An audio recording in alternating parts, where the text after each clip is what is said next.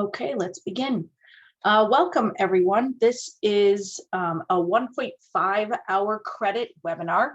And the way this works is basically stay on the whole time, participate to the best of your ability, and then after we are done with this experience, I will mark you as attended in our system, and then that will shoot you a survey automatically. It's a very short survey. You just have to answer this quick survey, and then you'll be able to go into your ADE Connect account and go to your completed events, and then you'll be able to print your certificate.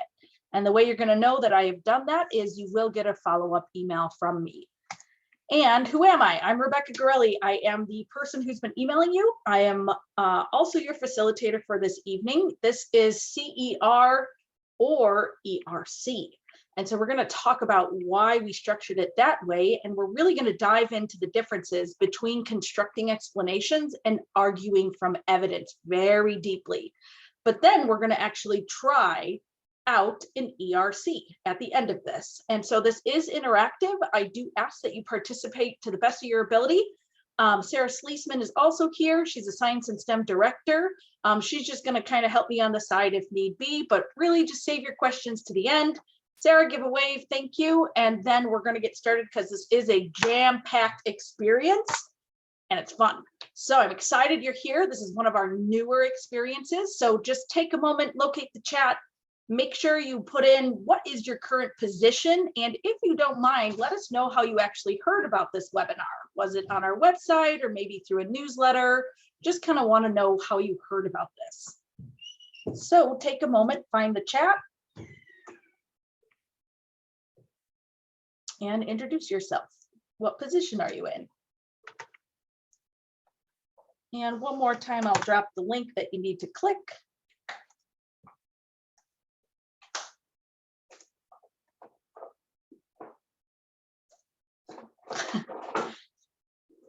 Yes, fantastic.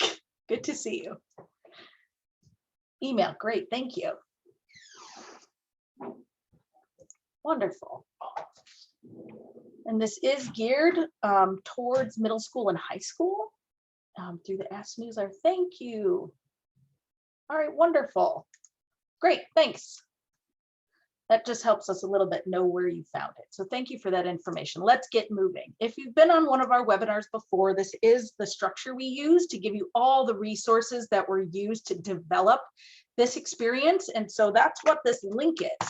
So I'll put the link in the chat one more time, just click it. It's going to ask you to make a forced copy. And the reason I do that is sometimes we have many people on this, on these experiences. And so we don't want it to overload. So this way you have your own copy, you have it forever, and you can do with it what you will. This, however, is going to be our landing page for everything we need, all of our resources for this experience. So let me walk through how this works. Oh, we got one more person coming in, hang on. But before I walk you through this, let's just make sure that everybody, one, has this document. I'll put it in the chat for those who just joined. And if you made a copy of it, you're ready to go, just put done in the chat just like that so that I have some informal information here that says you're ready to go. Thank you, thank you, thank you. I see a whole bunch of folks coming in saying they're done. Fantastic. Okay. Great. So what this is, we call this the webinar resource dashboard. At the top, you have our emails and our names, links to our main science standards page, our science resource page, and the webinars and PD experiences we have. If you want this slide deck, you do have it. It's right here. It's a PDF version of the slides. So here it is. And then if you look over here, there are numbers, and I'm going to be referring to these numbers, like let's open resource number 4. Let's open number 6. The ones that we're actually going to open and spend time either writing in or talking about, discussing or reading are the ones with the grayed out background. The ones with a white background are really just all the things I use to create this experience for you. So they're just resources to keep in your back pocket. So if you do look at this though, and here is what the dashboard looks like, down here, I did give you this additional resources. And what I actually did is I gave you some resources from my own personal classroom. I was a middle school teacher and I've actually taught this to middle school for quite some time. I'm actually from an NGSS state originally. I'm from Chicago, Illinois, and we had adopted NGSS back in 2013. So a lot of the things that are here and in this resource folder, I gave you lots of things from my own classroom, like rubrics and checklists for helping kids understand how to, build a ERC, not really a CER, but you get the idea once we're done with this. But I did give you this whole big folder of different kinds of rubrics and checklists and articles. So make sure you dive into that at some point. And then just some other examples of things that I found useful over time of how do we actually do this with kids. So those are additional resources. We're not going to get too deeply into those, but everything else in gray, we will. So hopefully you are ready to begin. And just take a moment and read over the goals for today.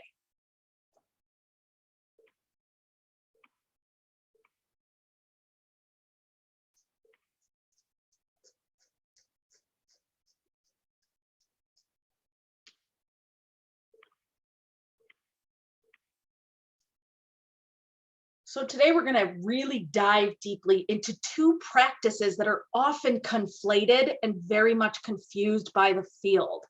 And so I'm going to walk you through the differences, like what's the same and how do you move kids through these practices and what does each practice look like? And then really, how do we get the kids in the position of the scientists to talk and speak and write like scientists? That's the whole goal of this. And then really, is CER the only way to assess kids in arguing from evidence? The answer is no. There's many, many, many ways. And I'm going to show you some of those ways today. So here we go. I'm going to begin with just our community norms, which are our shared agreements. I know you guys are probably exhausted after a long day of teaching, and I'm very honored to be in this space with you. I hope we can all actively and respectfully listen and then commit to the group by contributing to the best of your ability. That's all I ask. And if you have things to contribute, and I'm not the only expert in this room, please contribute into the chat. So here we go. One thing I want to point out is this fantastic book. This is basically my go-to book for everything on the practices. So the things I've pulled out for this webinar to help you understand the differences of practices comes from this amazing text. And I did give you a link to this. It is number 1 in your dashboard if you ever want to purchase it. And so let's dive in. Here's a list of all 8 practices. The science and engineering practices are how kids actively do the science, how they actively perform and make sense of phenomena. And today we're really going to hone in on 2 practices, number 6 and number 7. We're going to stick in the science realm. So we're going to talk about constructing explanations, not so much designing solutions, since that's for engineering, and engaging in argument from evidence. Now, in your dashboard, I have this amazing article that I really very much hope you read, because even as someone who has been in 3-dimensional land for 10 years of my life now, this article was something I wish I had way back in 2013 when I personally started. So here it is. It's called Assessing Science Practices, and it's number 2 in your dashboard. We're not going to take it and read it, but what I want to walk you through and summarize is this amazing graphic that I love very much. And why I love this is because it helps, especially folks who are new to 3-dimensional instruction, understand how we move kids through the practices in order to make sense of phenomena. And so this is called grouping the practices. First, we have a group called investigating practices. We have sense making and critiquing. And when we engage students in sense making all together, we have to begin with engaging them in an accessible phenomena. So an observable event that happens in the real world that we experience the effect of. And our goal as educators is to help guide kids to figuring out how or why that phenomena is happening. What is causing that thing to happen? And so once we engage students in the natural world with a phenomena, we begin to move them into what's called the investigating practices. And these are really about, talking about the natural world and engaging them with the phenomena, trying to figure out what's happening. So here we go. We have things like asking questions and defining problems, planning and carrying out investigations, and mathematics and computational thinking. This is where we move kids right after experiencing a phenomenon. And the products of engaging in these practices is data. And what do we do with data? Well, we have to make sense of it. And the way we make sense of data is through developing and using models, analyzing, interpreting data, that makes sense, and constructing explanations and designing solutions. These are the group of practices called the sense-making practices. And really, these are about really making sense of the data. And the products of engaging students through, one or more of these practices, after engaging them in some of these, are explanations and models, our first initial model or our initial explanation. And what do we do with that once we have our initial ideas? Well, we take our thinking public and we begin to defend our ideas and evaluate whether or not our evidence is relevant or irrelevant. And we compare and contrast and analyze our ideas with other peers. And so things like obtaining, evaluating, communicating information, and engaging in argument from evidence. So why am I having you walk through this graphic right now? The main reason is because when we look at the three categories and we look at these two practices, they are in completely different categories. And that's important because many in the field are confusing these two practices and they are starkly different. And we're going to dive into why do folks believe they are very similar and how do we know they are actually different? And so I see someone just came in, and if that's you, welcome. Please click that link and make a copy. And so let's start by learning what the main differences are between constructing explanations and arguing from evidence. The first one we're going to dive into is constructing explanations, which is a sense-making practice. So we're going to watch this video from Paul Anderson, and this is number 3 in your dashboard. So if you're wondering if you can have this video, yes, of course you can. And so let's take a look at what this is. And then I'll ask Hi, it's Paul Anderson, and in this video I want to dig more deeply into constructing scientific explanations. This has always been a huge part of science, but we want it to be a part of science classrooms as well. We want kids constructing their own explanations for how the world works or why events occur. A really good way to do that is through modeling instruction, where students create their own and construct their own cognitive models or mathematical or computational models. It's basically how the world works. Now remember, this video is part of a series of videos I'm doing on scientific inquiry. I've got a bunch of resources, inquiry cards, and graphic organizers that go along with this. But when I was starting to work on constructing explanations, I had a hard time delineating between an explanation and an argument. What is an explanation? An explanation explains how it works. And what I mean by it is the natural world, versus a science argument, what explains how you know. What was helpful as I was going through this was an article I read by Osborne and Patterson. I'll put a link in the description down below. Essentially, if you're using evidence to construct a claim or to create a claim that's somewhat in doubt, then you're probably doing an argument, and we'll talk about that in a later video. When you're coming up with an explanation, you're determining a cause and a mechanism for an effect that is not in doubt. What does that mean? Well, every explanation is going to have an explanandum, which is essentially what you're trying to explain. So if we look at these 3 questions, why did the dinosaurs die out? Why do we have seasons? And why do things fall? Each of them have an explanandum, which is that thing we're trying to explain. If we move those over to the right, we find that those are the effects, and those are not in doubt. No one doubts that we have seasons or things fall, or if we ignore birds, that dinosaurs die out. What's an explanation going to do? It's going to determine the cause and the mechanism for these effects. So if we look at dinosaurs, for example, you've probably heard a lot of people think there was a massive meteorite impact that threw atmospheric dust into the atmosphere, temperature dropped, and then the dinosaurs died out.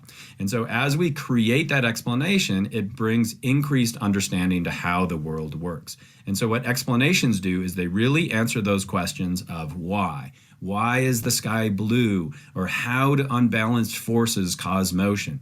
Now, I've found when kids are doing explanations, a graphic organizer with cause, mechanism, and effect is really helpful. So let's say we're looking at the phenomena of antibiotic resistance. So these bacteria in this petri dish are resistant to these 3 antibiotics. So that's going to be the phenomena, so we could put that in the effect. You always put the effect there first, and then we're going to work backwards to determine what's the cause and what's the mechanism. Now, if I were to give you the answer, you've probably heard this before, antibiotic resistance is probably due to overuse and underuse of antibiotics. What's the mechanism? That's going to be natural selection. And so what do we have here? We have a coherent explanation. Now you might say, I've been doing explanations forever as a science teacher. I was too, but I was probably providing those explanations. Just like I did a second ago, I gave you an explanation. And what we want kids doing with this practice is we want them constructing their own explanations. And this is really hard. You as a teacher have to move from the explainer, the sage on the stage, to more of a guide on the side as the students construct their own models, they construct their own explanations over time. Now, this is based on that constructivist idea of learning, that we all have an understanding of how the world works, and then we have to construct a more coherent understanding. Now, when students are doing this, I've found what's helpful is giving them a cross-cutting concept, cause and effect, that helps them kind of organize their explanations. And also, a fairly recent new pedagogical tool, visual thinking, is helpful as well. We want kids visually showing us their models, what they're thinking. Once that's outside of their brain on a piece of paper or on a whiteboard so we can look at it, then we can start to build explanations over time. If we look at a rubric for what makes a good explanation, it should always have a cause. And then if we're looking at the model that you're trying to explain, you should identify the relevant components of the model, and then how do those connections explain, describe, and predict. These would be the elements of a good explanatory model. Now, if it's an advanced model, you may add numbers to that, mathematically representing some of the elements of that model, or use computational modeling. I've gone into all of this, a video I made on modeling and instruction. I'll put a link in the description down below. But if you're just getting started, this is a graphic organizer that I use with students on the left side. I've got also a teacher version of it, so you could look at like what I think are the big elements that you should use as a teacher. But what we essentially want them doing is telling us what they think. And so let's say we're looking at these birds that are dipping. As kids are just getting started constructing these explanatory models, you probably want to give them the question that they're trying to answer. In this case, what causes the birds to keep dipping? Now we want them to create a model. You can think of this as an explanation, explanatory model, or if you want to call it an explanatory hypothesis, it's essentially what they're thinking at this point. Now it's important that since they're going to be drawing a model or a system model, that you curate the important parts that you want in that model. So in this case, if we're looking at this dipping bird, I might tell students that I want the bird included in the model, that cup that they're dipping into, and maybe the surroundings are important as well. And then you want to define the system that you want them to create a model for. Define the boundary in space and time. Lots of times when kids are creating a model, they'll just draw a diagram or a picture, which has no explanation in it at all. And so I would say, I want you to draw the bird in an upright position and then a down position so I can understand what you're thinking. Now we let the kids go. We let them create an explanatory model. This is an example of what that might look like. This student believes that what's causing those birds to dip is gas pressure. Or this would be another explanatory model. Maybe they believe it has to do with density changes within the bird, or capillary action is a very common kind of a system model when we're looking at an explanation for the bird. But you also want to have a spot where they tell me what they're thinking. What's your explanation, or what's your cause? I want you to write that out so I understand what you're thinking. Other common explanations, if we're looking at this, might be momentum is causing it to occur, or that we've got a temperature change that causes it to occur. And so now you as a teacher know what all the explanations are in the class. And the next step is to test those models, to test those explanations out. So if we look at where this fits in this whole idea of inquiry, we start with a phenomena. We use questions to develop a lot of explanations, or you could call those models of what we're thinking. But now we're going to systematically test each of those. That's why we do scientific investigations. Some of those models will fall apart. Some of those will have elements that we can kind of combine into a shared classroom model of what we're all thinking. And this is how you can use inquiry in the classroom to construct models, as we're all working together. And it also builds that sense of I'm invested if a student is testing out the models that's based on what they actually believe. Let me give you an example of this. I was using this phenomena when I was working with some teachers at American Community School in Amman. So this was a fourth grade classroom. And then their teacher, Jake Owens, what he did is create a driving question board where he put all of their questions up. He then put all of their models up, and then the students are systematically going through and doing investigations to test those explanations to see which ones are wrong and which ones are right. Nice thing about science is there's going to be one reason for why this occurs. And so we can all work together to find that one explanation. So that's constructing scientific explanations. It's what scientists have always done, but we want our students constructing that as well. And I hope that was helpful. All right, we'll come I on need to find back. the best way to Whoops. learn math. Sorry. All right, and so now that we've kind of had a little bit of information about constructing explanation, just find the chat box and think a little bit about what resonated most with you about this SCP. Did you have an aha moment? Did you have any new learning? So I'll give us 1 minute to just kind of drop an idea in the chat.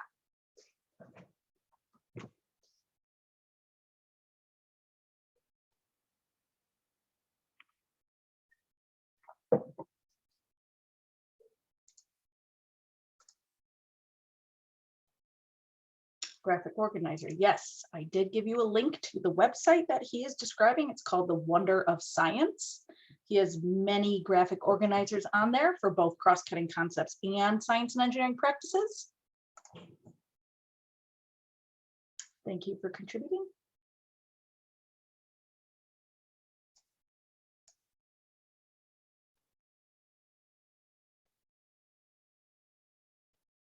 Posing questions, graphic organizers. Basic knowledge, constructing their model. Yes, combining all of their ideas into a classroom model is a fantastic way to do modeling. Absolutely. All right, and if you're still writing in the chat, I'm just going to gently push us along. Please continue to drop your ideas. I'm just going to summarize kind of what is this SEP or science and engineering practice really about. And so he does have these cards on the website, The Wonder of Science, which I did provide the link. It's number 3 in your dashboard. Excuse me. And it's about, you know, just like we talked about, the phenomena is really the effect. Something is causing that thing to happen that we have to figure out, because that's what we're experiencing.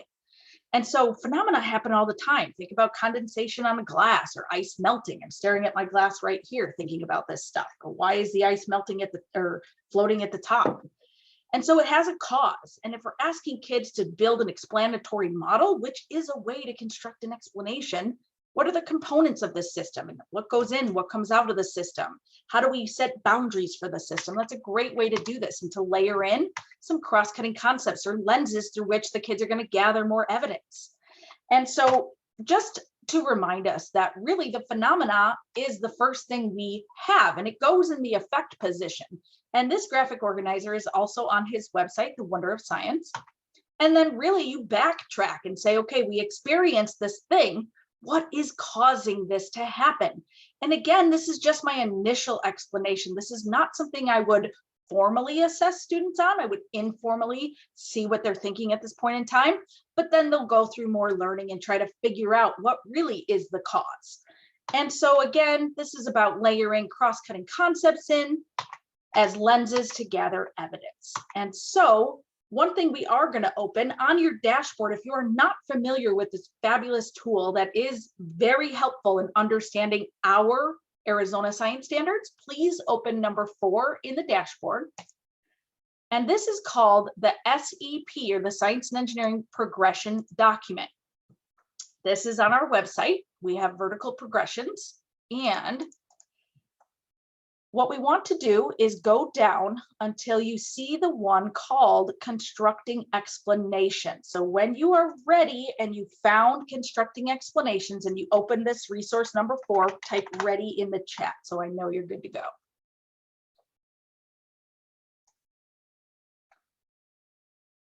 Here it is on page 6.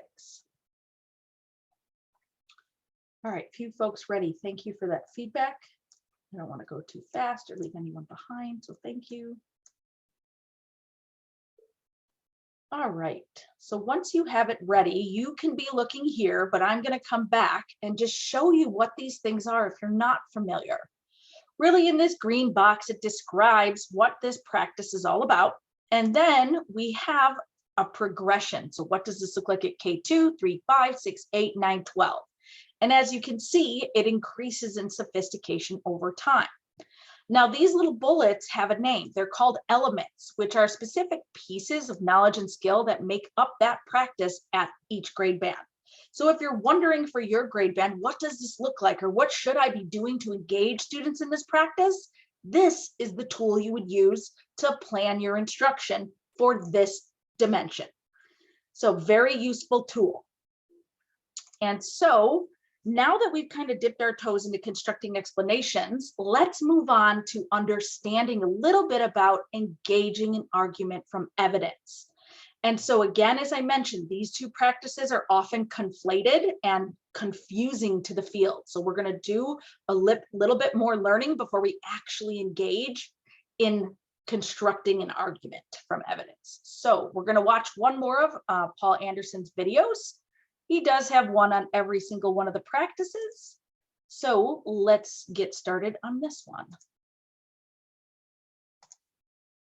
Hi, it's Paul Anderson, and in this video, I'm going to dig more deeply into argumentation. How do we support claims with evidence and reasoning? You're probably familiar with CER as a mechanism and how we can get our evidence up on the wall so we can have some kind of an argument. I'll talk more specifically about analyzing and interpreting data and communicating information as two practices that can help us construct a valid argument. Remember, this video is part of a series of videos I'm doing on scientific inquiry, and I'll put a link to that and resources down below. But whenever you're doing arguments, it's important to delineate between an explanation and an argument. An explanation is really explaining how the world works.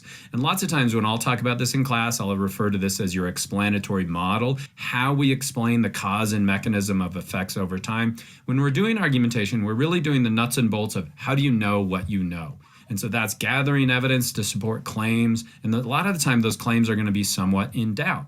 I did a video on explanation, and I'll put a link to that video down below. But if you're trying to figure out what does an argument look like, you should think about what does a scientist do every day? What does a scientist look like? And you might think a scientist looks like this with a lab coat and discovering something new every day, but they actually look like teachers most of the time. They're spending a lot of time on the email, they're spending a lot of time in lab meetings. Eventually they come up with some ideas and they'll attend one of these. It's a poster symposium, or maybe they're going to give a talk. If we look at this scientific poster, each poster is going to have the following. It's going to have a claim with evidence and reasoning. But we might think it goes in that order, and it doesn't. The first thing you always do is you gather the evidence and see what the evidence shows you. Lots of times you'll have evidence that doesn't end up on the poster because it didn't lead anywhere.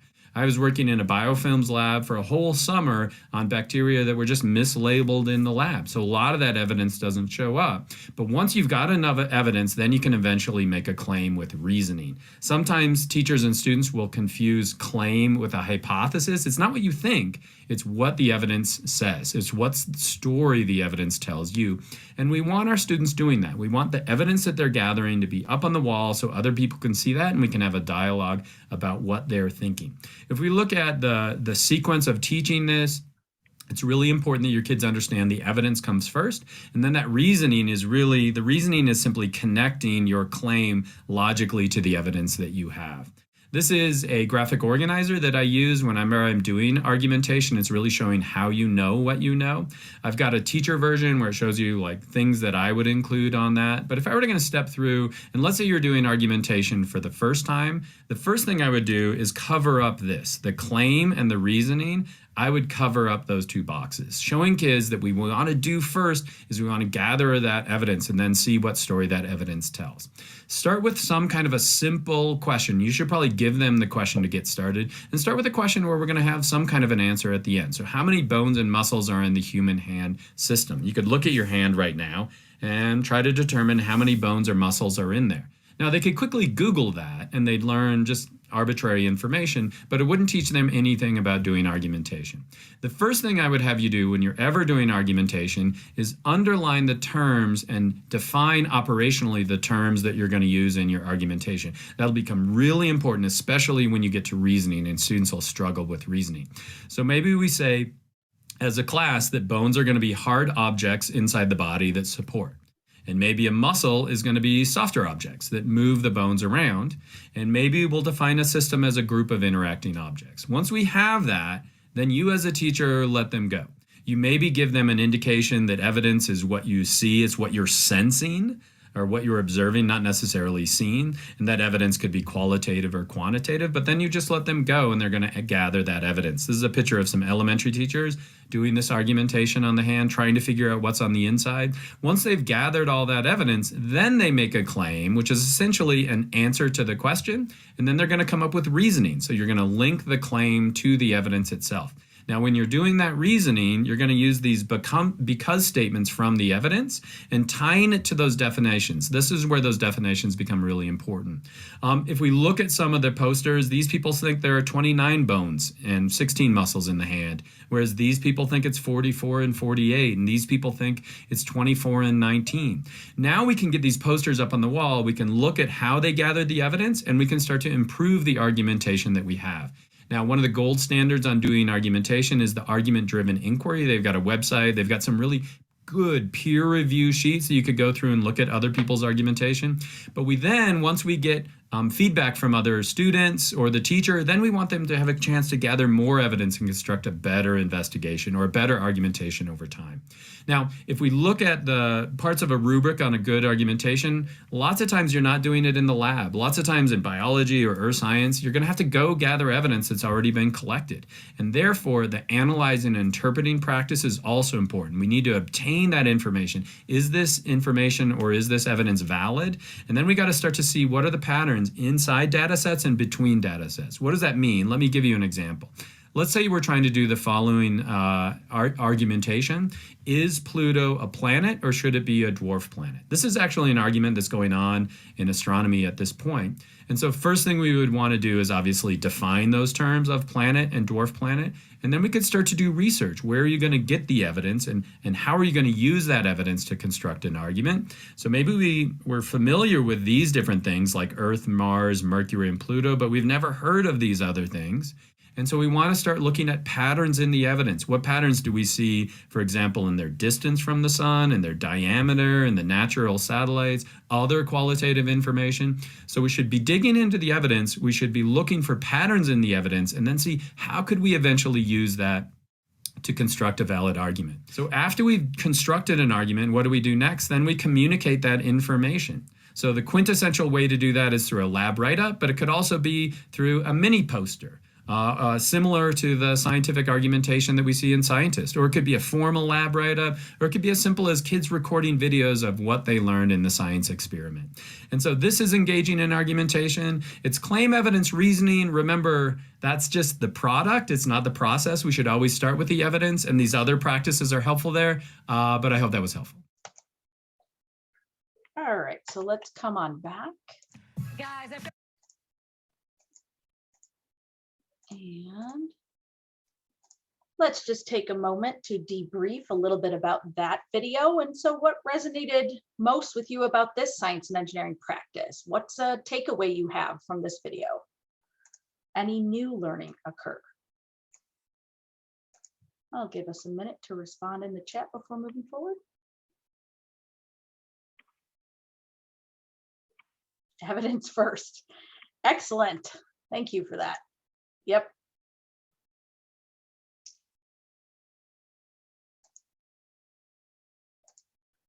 And we're going to talk about that quite a bit coming up here.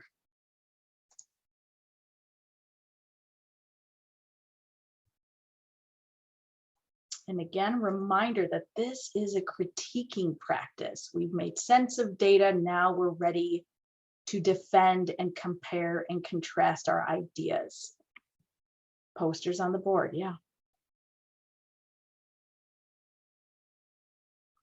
Nice. Thank you for sharing. All right, I'm just going to gently push us along. If you're still contributing in the chat, please continue to do so. And really, let's just review again the rubric. Again, it's about gathering the evidence. Then once you have evidence, you need to decide, is this relevant evidence or irrelevant, right? We have to evaluate the evidence. That's what evaluate means in that practice. And then we have to organize it. We look at patterns. Once we've done all of that, we go, okay, what does this story tell us? What does the evidence say? Now we can make a claim. We never start off with a claim. And so then we have to link the claim with the evidence. And this is the hardest part for kids. So I'm going to help you with this today. And then we have to communicate.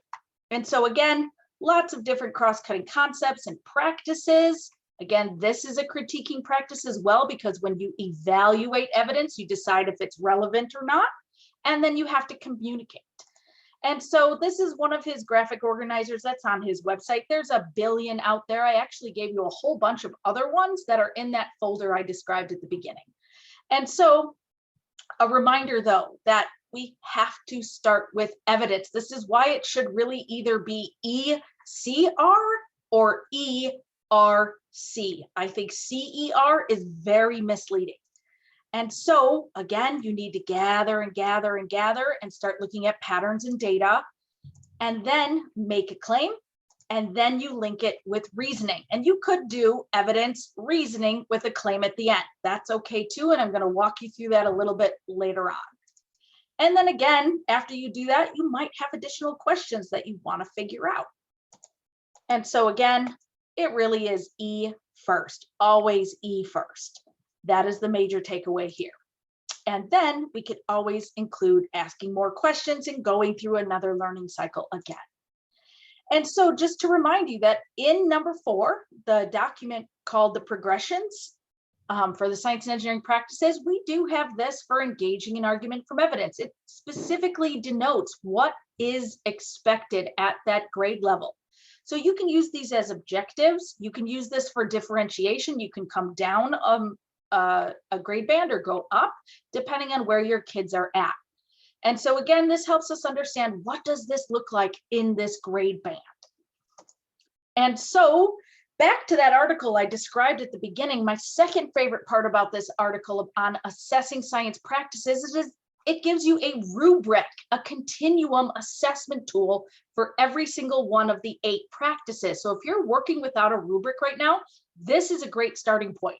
So here is constructing explanations. It goes from level 1 to all the way up to exemplary, and it gives you the categories on the side. This is sense making, and this is what it looks like. And engaging in argument from evidence. So in that article, there is a rubric for every single one of the practices. But let's dive into this a little bit deeper and look at the differences between the 2 practices we're discussing today. Constructing explanations is about making sense of the phenomena, or if we're in engineering, thinking about that problem and designing solutions. So here we go. The standard, the key, the exemplary level 4, all an explanation is focused on how or why that phenomena occurs, which is very different from a critiquing practice of engaging in argument from evidence, which, let's read this. Students engage in student-driven argumentation. It is not just about doing a CER, a product. It is about the process of talking, comparing, contrasting. So these charts are in this article, which is number 2 in your dashboard.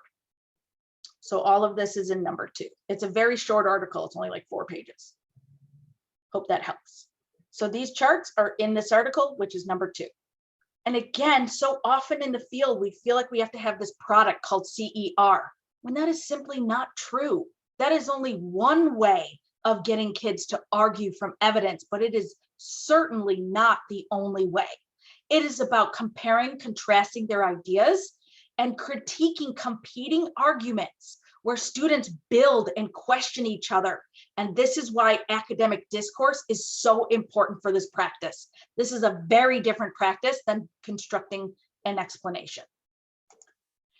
And so let's talk about misconceptions. And I want to really dive into this graphic. And if you go on Google right now and you type in CER, this graphic is going to pop up. And I know that because I've done it. And 10 years ago, when I started my journey in 3-dimensional instruction, this was something that was out there.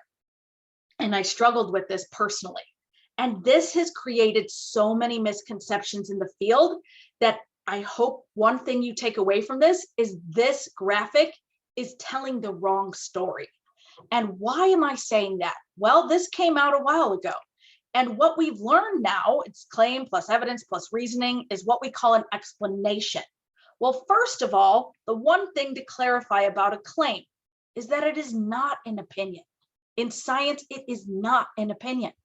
It is an idea from an investigation, from designs, questions, models, data that students are supporting, and it can be questioned or revised. It is not an opinion. Secondly, this word explanation is really confusing because explanations are about how or why a phenomena is occurring.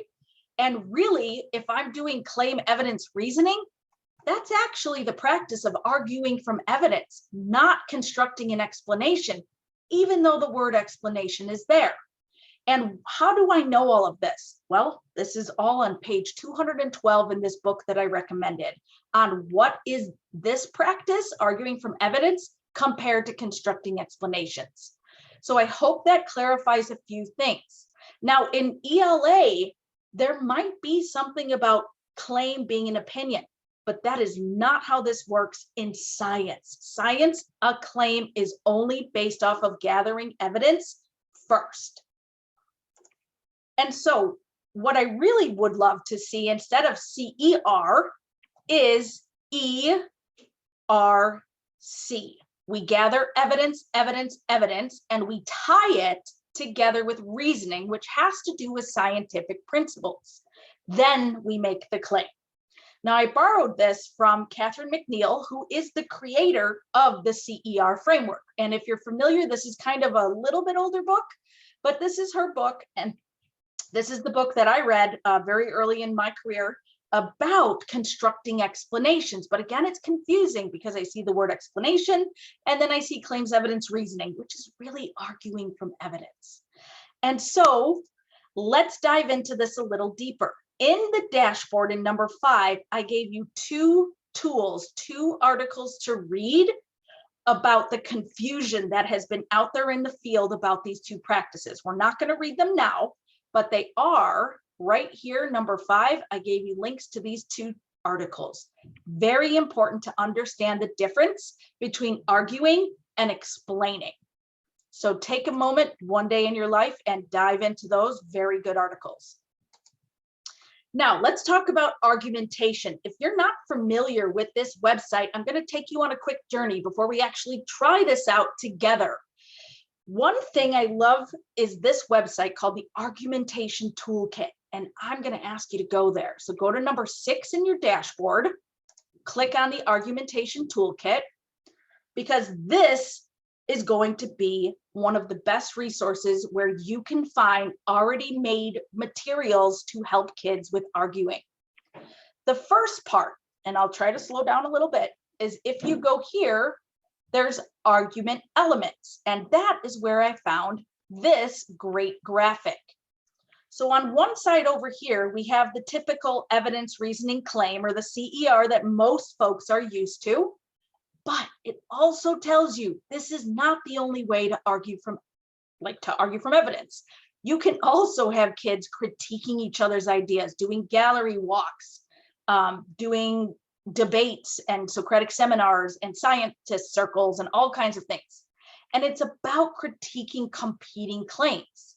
So it's not just about CER.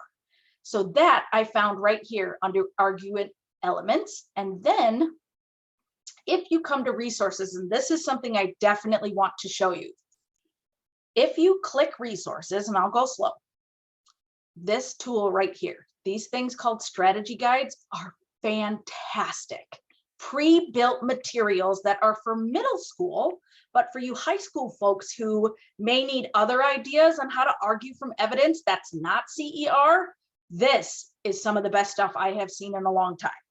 So you download them, you go here. And what these are, each of these are different ways to argue from evidence that have phenomena already built inside of them. So here is a whole bunch of them here. And then if you go down, go to number 2, I'm going to show you one of my favorites. They have things on discourse, argumentation, supporting a claim. The reasoning tool, this right here. So I'm on the second page. and it's a reteaching loop. It's called Using the Reasoning Tool to Develop an Argument. And I just want to show you one sample, just so that you get excited and go and you dive in a little bit deeper. Now, it's a whole guide. It's like a teacher handbook. And as you come down, what you're going to see are these great graphic organizers to help kids understand evidence reasoning, and then they do the claim. But then here's a really simple reasoning tool. What are the evidence? What is the scientific principle? And then therefore, so it's evidence, reasoning, then the claim comes next. And they have examples like how to argue about vegetables. So if you want practice things to do with kids, maybe they've never used a reasoning tool before, this is what I'm talking about. They have ways to compare arguments, other examples for kids to use with phenomena embedded. So I just want to show you a little bit of what's out there, because this is my favorite new website. Now, they also have this argumentation card sort. This is another way for kids to argue from evidence that is not CER. And I'm going to show you this a little bit later, but I wanted you to get excited. They have these cards already built. And what the kids do is they get these evidence cards and they have to sort them of yes, this supports it, or no, it doesn't. Great way to get kids to evaluate evidence of whether it's relevant or irrelevant. And there's many of these tools. It has sentence starters for kids to use if they haven't had discourse like this before. So just a taste of what the Argumentation Toolkit has. We're not going to dive too deeply because we are going to do an example. I just wanted to show you that in case you've never seen it. So now we're going to dive in and we're actually going to try this out. And I'm going to walk you through some of the processes for how do you do this with kids. So we're going to actually look at a high school lesson. I tried to find a free lesson for you. So I found this lesson that will work. But again, do you see this graphic that it has incorporated? You got to watch out for that. This is on Better Lesson, and it's on GMOs, genetically modified organisms, and it relates to this high school standard. So just take a minute, read the objective, the big idea, and the correlated standard.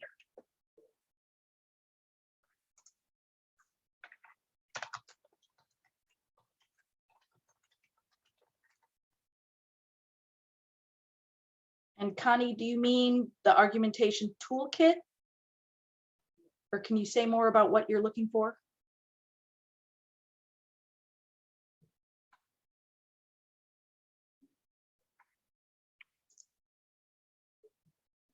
This is the article. If you're looking for the article with the practices, it's number 2. It's called Assessing Practices.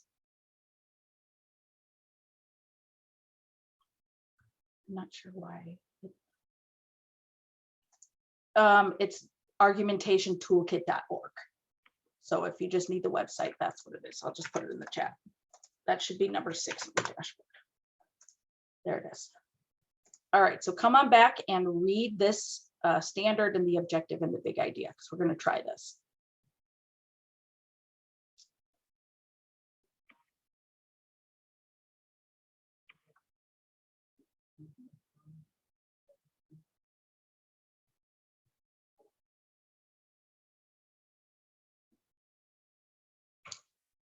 So this standard is about genetic technology. So that's why I went for GMOs.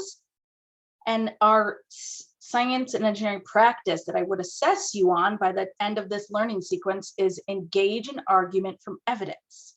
So that means I have to take you through some sense making first, and you have to gather evidence first before you can even begin to think about your position on this. So that's what I'm going to do. I'm going to model this for you. We're not going to have all the time to do every single piece of this, but I'm just going to kind of walk you through this one lesson because it is free and it fits with one of our standards. So what we're going to do is we're going to start by watching a TED Talk from this 11-year-old on GMOs and what he thinks about it. Now, I'm showing you a one-sided opinion. And this is part of the lesson, so I'm trying to stay true to the lesson in case you wanted to try this out. And this is a YouTube video. It's linked in the lesson. The lesson I did provide from you is right here, number 7, And if you go to the lesson, you'll find the TED Talk. So here we go. We're going to start by watching this one-sided position and just listen to what the kid has to say. Hang on. Here we go. Hello, my name is Burke Bear, and I'm 11 years old. I came here today to talk about what's wrong with our food system. Oops, hang on, it's frozen. First of all, I would like to say that I'm really amazed at how easily kids are led to believe all the marketing and advertising on TV, at public schools, and pretty much everywhere else you look. It seems to me like corporations are always trying to get kids, like me, to get their parents to buy stuff that really isn't good for us or the planet. Little kids especially are attracted by colorful packaging and plastic toys. I must admit, I used to be one of them. I also used to think that all of our food came from these happy little farms where pigs rolled in mud and cows grazed on grass all day. What I discovered was this is not true. I began to look into this stuff on the internet, in books, and in documentary films, in my travels with my family. I discovered the dark side of the industrialized food system. First, there's genetically engineered seeds and organisms. That is when a seed is manipulated in a laboratory to do something not intended by nature, like taking the DNA of a fish and putting it into the DNA of a tomato. Yuck. Don't get me wrong. I like fish and tomatoes, but this is just creepy. The seeds are then planted, then grown. The food they produce have been proven to cause cancer and other problems in lab animals. And people have been eating food produced this way since the 1990s, and most folks don't even know they exist. Did you know rats that genetically engineered corn had developed signs of liver and kidney toxicity? These include kidney inflammation and lesions and decreased kidney weight. Yet almost all the corn we eat has been altered genetically in some way. And let me tell you, corn isn't everything. And don't even get me started on the confined animal feeding operations called CAFOs. Conventional farmers use chemical fertilizers made from fossil fuels that they mix with the dirt to make plants grow. They do this because they've stripped the soil from all nutrients from growing the same crop over and over again. Next, more harmful chemicals are sprayed on fruits and vegetables, like pesticides and herbicides, to kill weeds and bugs. When it rains, these chemicals seep into the ground or run off into our waterways, poisoning our water too. Then they irradiate our food, trying to make it last longer, so it can travel thousands of miles from where it's grown to the supermarkets. So I ask myself, how can I change? How can I change these things? This is what I found out. I discovered that there's a movement for a better way. Now, a while back, I wanted to be an NFL football player. I decided that I'd rather be an organic farmer instead. That way,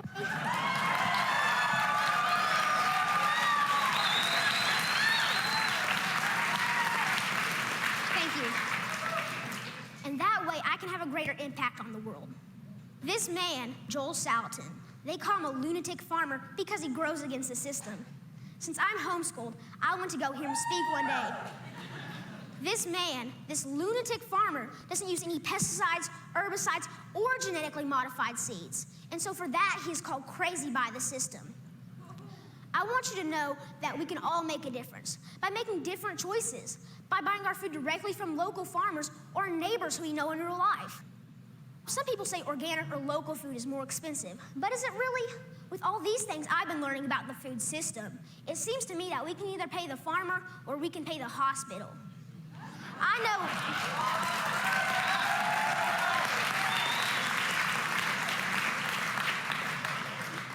know definitely which one I would choose. I want you to know that there are farmers out there, like Bill Keener and Sequatchie Coast Farms in Tennessee, whose cows do eat grass and whose pigs do roll in the mud, just like I thought.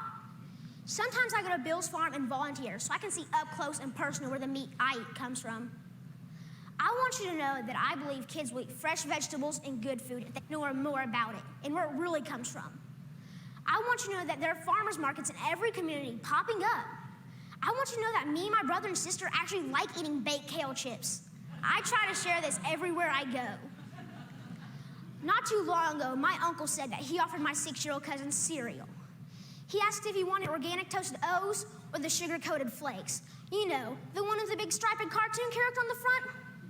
My little cousin told his dad that he would rather have the organic toasted oat cereal because Burke said he shouldn't eat sparkly cereal. And that, my friends, is how we can make a difference, one kid at a time. So next time you're at the grocery store, think local. Choose organic, know your farm, and know your food. Thank you.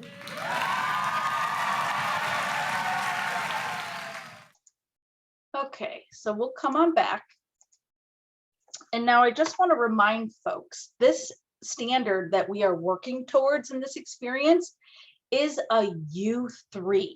That is different than a U1. A U1 would be where we engage in making sense of phenomena, but because this is U3, this is about gathering evidence regarding an ethical, social, economic, or political implication of this technology. So while what we saw in the video with Paul Anderson was about how or why something works, or what's causing something in the natural world to happen, that is not the case here because we are in using science 3 as our core idea.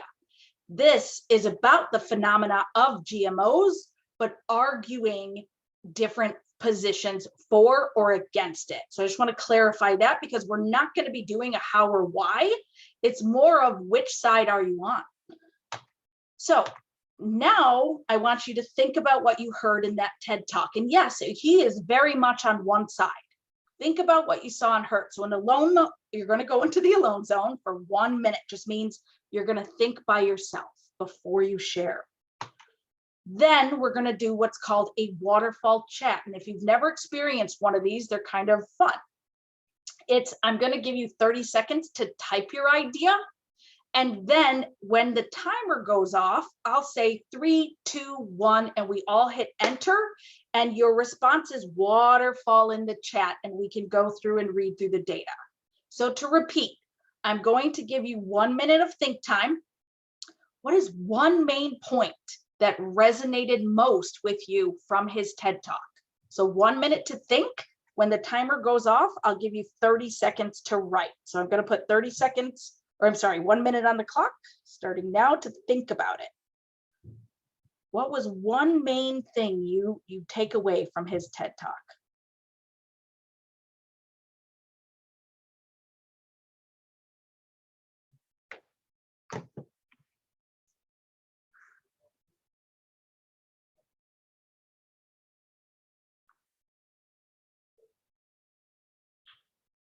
And if you already have your idea and you want to start writing in the chat, that's fine, but please do not hit enter.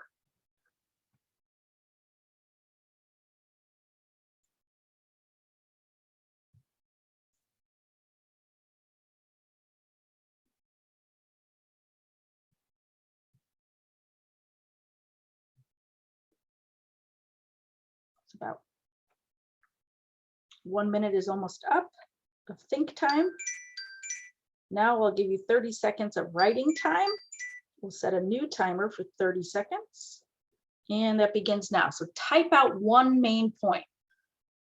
And when the timer goes off, I'll say 3, 2, 1, then you hit enter.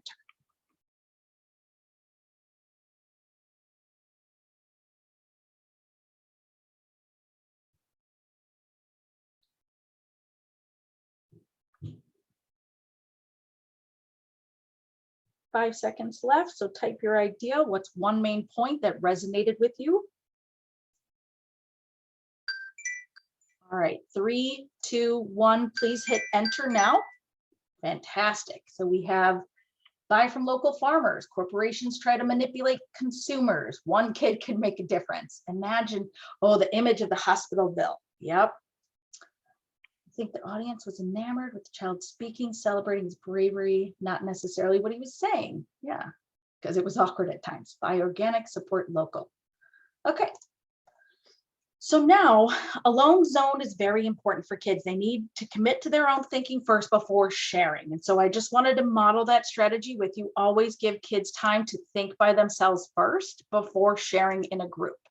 Now, if you were in person in your classroom, I'm just going to walk you through the next part of the actual lesson. The lesson says to have kids pick a corner. So this is called 4 corners discussion. And so you would put these signs up, and in this lesson, the author does give you these signs. But since we're digital, I made a Jamboard instead. So you would post them in 4 corners and then ask the kids to physically move to which position do you believe the child in the TED Talk, Burke, what was his position? Not your position yet. You're just kind of debriefing what happened in that TED Talk. So since we're not in person, we're going to do it in the Jam. So here we go. Our Jamboard is number 8 right here. So if you can go ahead and click that, and I'll show you, it's very simple what we're going to do, nothing crazy, nothing super complicated. And I see folks coming in. Thank you for coming in. Again, the Jamboard is number 8 in the dashboard. And all you're going to do is come over here, make a sticky, and then just put your initials on it, and then move it to which corner do you believe, not your opinion or your claim based on evidence or any of that. What is that child arguing? What position is he at? And then move it into that corner.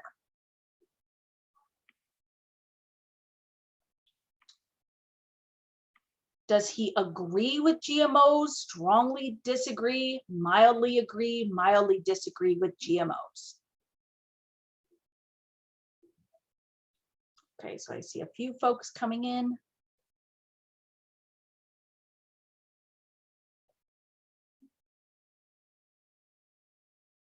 And this is just about debriefing the argument that 11-year-old put forward.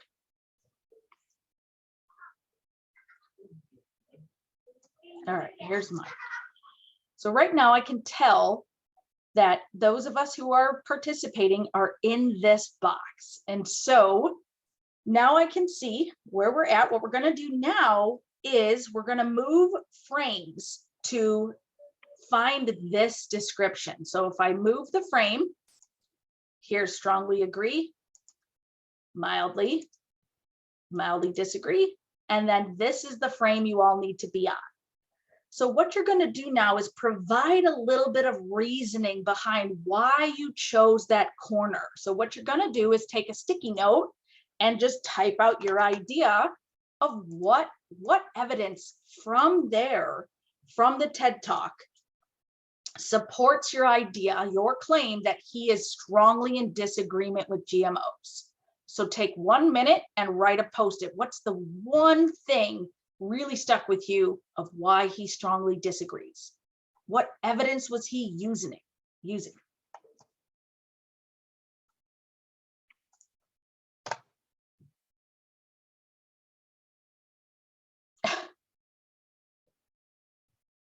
Fish in the apple. Both of you have that. That's a trend in our data here.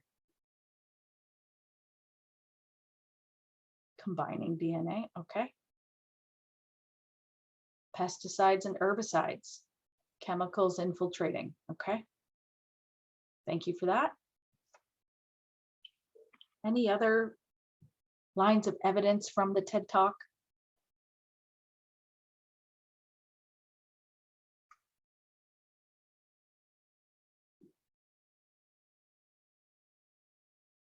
Oh, a graphic that wasn't accurate. Yeah, there's a little bit of satire there.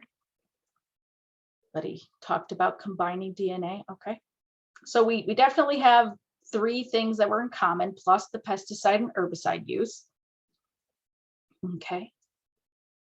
And I'll give it another, how do I get there? It is in the Jam. If you use this button, you toggle to the right to the frame number 5. So we were on frame 1 at the beginning. And then if you go over to the very last frame.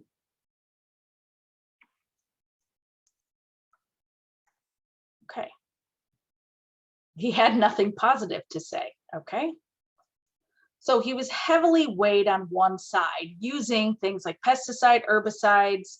And the reason they do that is to make it longer to travel, make the food last longer, etc. So now I'm just going to keep moving us through this lesson. And so what would come next in the lesson? Now we heard a position, we considered the position, we considered why that position was taken. We're now going to do what's called gathering. And this is the essential part you heard in the video, is we can't make claims unless we gather evidence. And then we have to decide what's relevant evidence or not for whichever side we are on. So what I'm going to do is, and this is the part that gets a little bit tricky. So if you've been kind of not, fully focused, now's the time to fully focus. Because I want to explain this. So when you, like, maybe you want to use this lesson, you're like, wait, what did you do here? Because I changed it slightly for our purposes.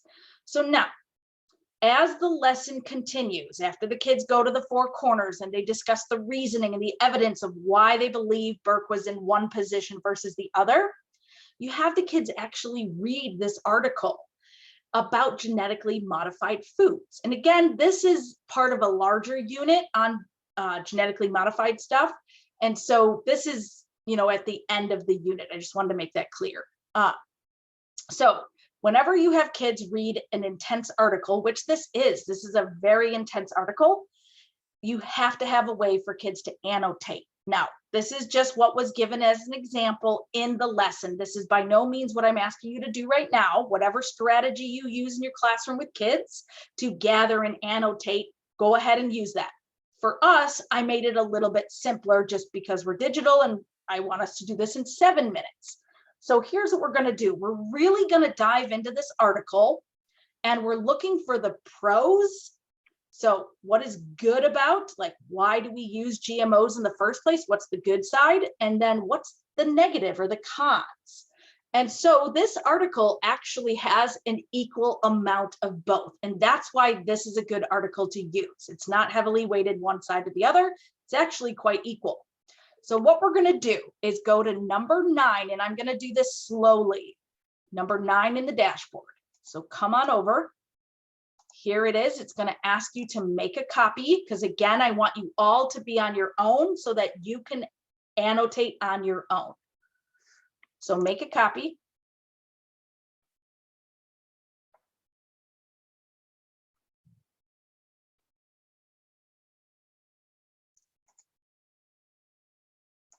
And when you have your copy ready of the article, type ready in the chat so I don't leave anyone behind.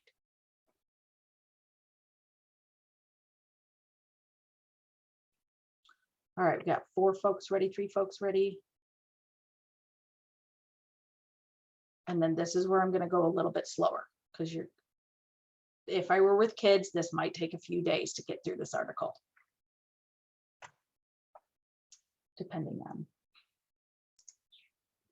many things. Okay, we got lots of folks ready. Okay, so here's what I did for time's sake. The original article is linked at the top. It has lots of footnotes that took up like a quarter of a page or a half a page. I removed those, but I wanted to honor the work, so I left the link here with all the citations. So this copy that I gave you, I took out the footnotes. So the beginning starts with, this is all about, are they harmful or they're helpful? Because that's the position we need to argue and figure out, where do we, based on the evidence in this article, what position do we believe we fall in? Based on evidence, not our opinion. So it talks about what are genetically modified foods. And then, and I highlighted these things. They were not highlighted in the original article. I just pulled out, some terms. So here it begins with the advantages or the pros. Now, each of them is listed with a bullet point. What I did to help your eyes go through this a little bit faster, because we're in a digital space, is I really grabbed and made it blue, the main talking point that goes with this thing. So if I were you, I would just focus on the blue pieces right now. But again, if you're with kids, annotating strategies, close reading, however you do this with kids, that's what you would do. But again, I'm just modeling what I would do. So for you all, I really blued out some text that really is like the scientific principle behind why that's good or bad. So as you read, here are all the good things, the pros, and then there are a list of cons. And you can see that this is a very dense article. Now, if you're kind of nervous about that, I did provide, and again, I'm going slow, down here, I found some middle school lessons that had a little less information in an article, but this was honestly the article that goes with the lesson, and it has equal weight for pros and cons, whereas other ones were weighted more on one side than the other. So just be careful of that. But I did give you some more sample lessons on doing claims and doing different claims. Here's a sample lesson on arguing. You give kids one side and then this side, and then they have to argue. So just gave you some other ideas if this is not your flavor. So what you would have kids do, and again, this isn't a phenomena-based one because we're in U3. It's about arguing the ethical sides, political, social, etc., of genetic technology. So this will not be a how or why. This is what are the pros, what are the cons, and what position am I going to take after I've gathered this evidence. So I'm going to give us, I think, 6 minutes, 7 minutes to read through this and then move you on to the next part. But I don't want you to get overwhelmed because I'm not actually going to have you write out the argument, but I'm going to show you what I would do with kids. And I have graphic organizers for you, and I have scaffolds and sentence starters for you, which is what I really want to show you how to do. So just scan through this, consider as you read through these blue parts, which position are you on? Are you for them? Are you against them? Think about it as you read, and I will be quiet for 7 minutes. And I'm setting a timer. So this is alone zone time by yourself, just reading through it. And then I did put like a stop here.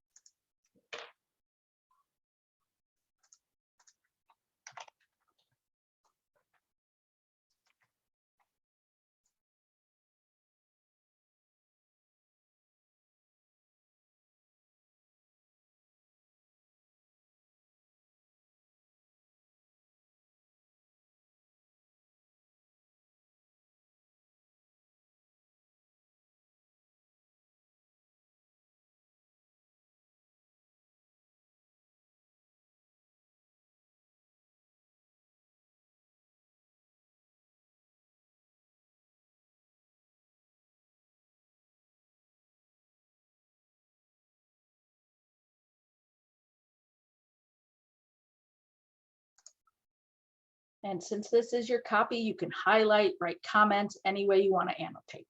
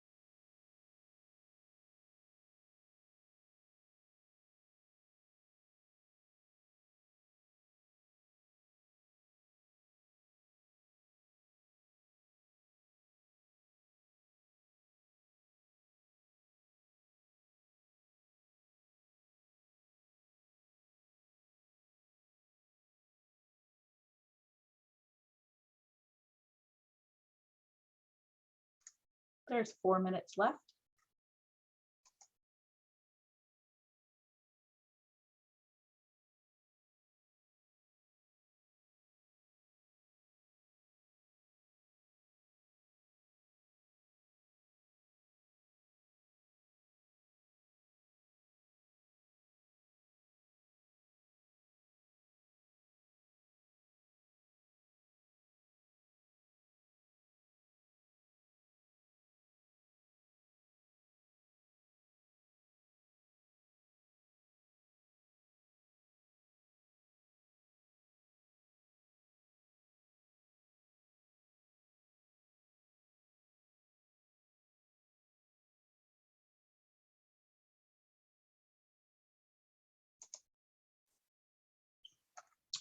And so after the students have, gathered evidence for pros and the cons using whichever kind of annotation strategy you have in your classroom, what they would do next is try to make sense of that data. But before we make sense of all of that evidence, let's talk about what the parts of CER actually are.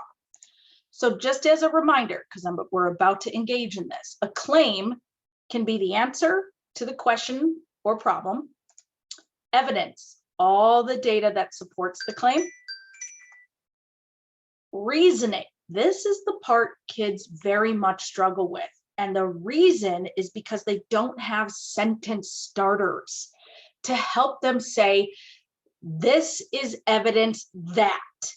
If we can get kids to say, here's my piece of evidence, this is evidence that, and then insert the scientific principle, then we can get them to do this. So think about the core ideas, the content, the scientific principles. This is evidence that, and then explain it. Now, a rebuttal for high school level is appropriate. And so again, there's two really great books. This is a great book for K-5, and this is for 5-8. It can go all the way up to high school though. This is where I got the definitions of these. So if you're curious about where I got these definitions, definitely from this book. So a rebuttal, if you're feeling like you got to a rebuttal at some point, it's really a CER or ERC for the other side. It's the counter evidence or what the opposition might say. So just to remind you, at levels like middle school and high school, if we are going to engage kids in ERC, really, is they need multiple pieces of evidence and reasoning. Once they get up into the upper grades, more like 9, 12, a rebuttal is totally acceptable and goes with the practice of arguing from evidence. So I just wanted to call that out. Now, in the lesson that we are using, there is a graphic organizer, but it is really tricky to use in Google Docs because these become pictures, they become images. And it also has that really misleading graphic in it. So what I did is I took the graphic organizer and I remade it to make it more the way we need it. We don't want to do claim first. We want to do evidence first. So I flipped it and we're going to go to number 10 and I'm going to show you a scaffold that I built. So we're going to go to this first one. It's right here. It's called CER template for GMOs. This is the revised version that I made you. And then make a copy. That way you each have your own and you can write on it or annotate or comments or whatever. But really, let's just dive in what we would do with kids next. Well, we can't make a claim until we think about the evidence and make sense of the data that we just read, which was very intense. So what we would do, and I'm not asking you to fully do this right now, but I am going to ask you to listen for what you would do with kids next. You would have them sort the pros and the cons. And really, it would look something just like this. Let's say I go to my pros. I put pest resistance. It's one of my pros. I put it here. And if I wanted to include the reasoning, the science, this evidence, why does this matter? That's this blue stuff. I would add that there. And I would just copy, paste, and I would have the kids sort it out. They could write it out, however you have kids sorting this out. So they would put the pros here. They would put the cons here. And they would sit and they would think about this. And think about the evidence and think about what they heard from the TED Talk and think about what they heard from the article. And then there are 4 claims to choose from. They don't actually have to write the claim if you don't want them to. Why did I do it like this? This is how they're going to see it on the AZ side. There's going to be claims already given where they're going to have to choose the evidence that supports the claim. So this is a really great way to structure this. So let's say they have their pros, they have their cons, they're thinking about it. And so maybe they decide, well, maybe I'm here. Maybe this is where I'm at right now in my thinking, but I could be swayed because we're going to argue from evidence and we're going to take our thinking public and I may like what other people say. So for right now, I'm just going to highlight this one and this is the position that I'm going to argue. So now what we do, remember I keep talking about relevant evidence, irrelevant evidence, choosing your best evidence. So what they do is from the 5 pieces they list, they would come down to 4 pieces, and they start to narrow down their strong pieces of evidence. So you have them then choose the top 4 pieces. And then I'm going to have them sort it one more time and think deeper about it. Maybe I could have them talk with kids who are in the same position. And then they narrow it down to construct an argument from evidence that supports the claim. And really what I'm asking for, the criteria or the rubric I set for them, is I want 3 pieces of evidence. I don't want all 5. I want your 3 best. And then they have to, this is how I build criteria, at least 3 pieces. At least 3 means you're going to get an exemplary. If you go above and beyond, that's great, but I absolutely want at least 3. That's the minimum. Then I want your reasoning, though, that explains why that piece of evidence matters. This is evidence that this matters because. And so kids will struggle with this unless you give them a scaffold. And I taught this in 6th, 7th, and 8th grade, and I always gave them sentence starters. So click right here to see an example of what I used to use with 7th and 8th graders. Take a copy of that. And again, this is just one way. There are a billion different graphic organizers for CER out there. This is something I like to use. So now that they've already made their claim, and if you take a look at this, what they do is they just copy and paste. Let's say this is my claim. So I'm going to copy, I'm going to put it over here. You can get rid of the bullet point. Then, what is my first piece of evidence? Now, most of this will come from an article, so they should cite the source from the article. One of the evidences is pest resistance. And so they begin by writing from the article. They go back to one of their best pieces of evidence, right? They're going to pick the 3 top ones here, and they just fill this in from the article. Let's see, I gathered, or I could say the article stated that pest resistance, blah, blah, blah, blah, blah, blah, blah, is a piece of evidence against it. And then I come to reasoning. This is important because this shows that, this supports my claim because, this is evidence that.